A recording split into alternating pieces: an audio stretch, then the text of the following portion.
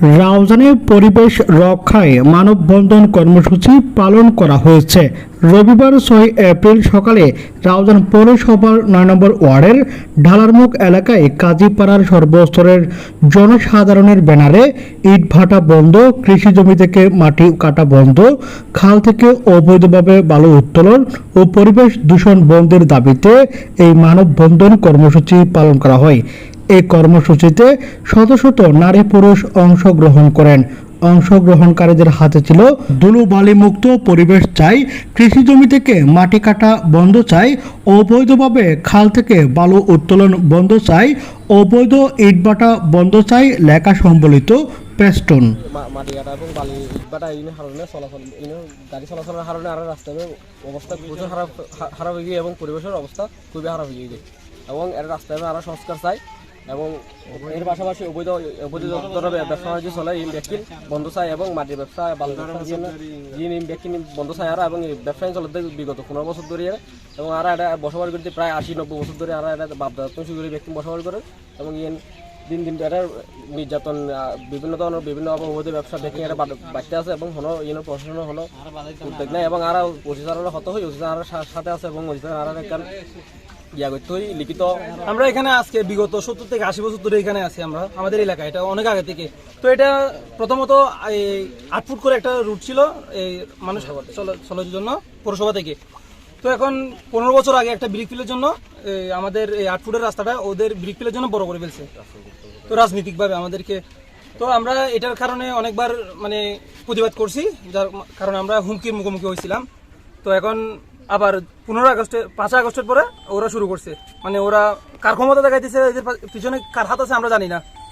এখন ওরা আমাদেরকে এই বিগত 2-3 মাস ধরে ওরা মাটির ব্যবসা করে আসতেছে অবৈধভাবে, পাহাড় কেটে একদম জমিন সমান করে ফেলতেছে।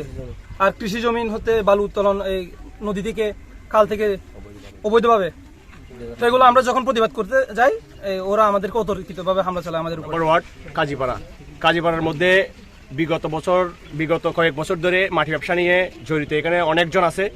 এই অবৈধ মাটি ব্যবসা নিয়ে যারা জড়িত ওনারা এই রাস্তা দিয়ে অবৈধভাবে দানি জমিন, কৃষি জমিন এবং পাহাড় সবকিছু কেটে মাটি নিয়ে যাচ্ছে আমাদের এলাকার উপর। আমাদের এখানে প্রায় শত শত ঘর বাড়ির মধ্যে ছোট বড় বুড়ো বৃদ্ধ সবাই বসবাস করে। এখানে স্কুলের ছেলে মেয়ে এই স্কুলে যাতায়াত করতে পারতেছে না, নতুন কাপড় পরে যাতায়াত করতে পারতেছে না, কাপড় ধুলাবালি হয়ে যাচ্ছে। এই রাস্তাটা হচ্ছে একটা এলাকার রাস্তা, একটা গ্রামের রাস্তার মধ্যে ইটভাটার রাস্তা করে ফেলছে। ইটভাটার রাস্তা করার পর এখন মাটি ব্যবসার জন্য তারা বড় করে ফেলছে রাস্তাটা এবং রাস্তার মধ্যে 2-3 ইঞ্চি প্রায় ধুলোবালি।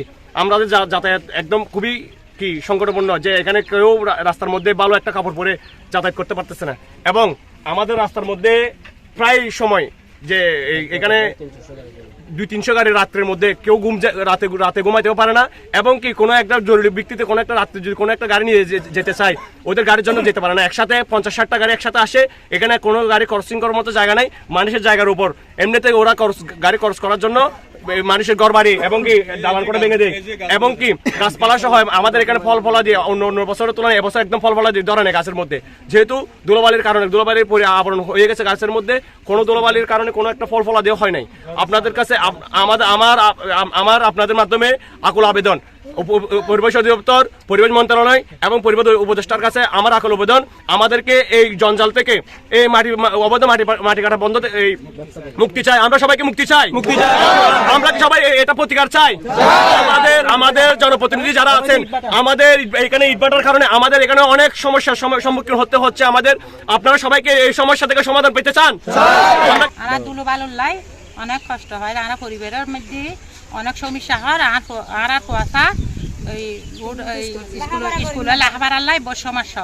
আবার রুগী বেড়ামই যাবো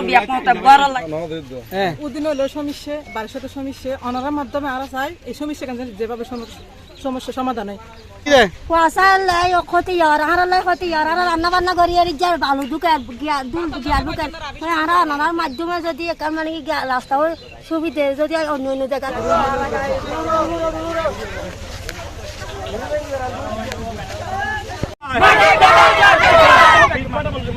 বন্ধ চাই।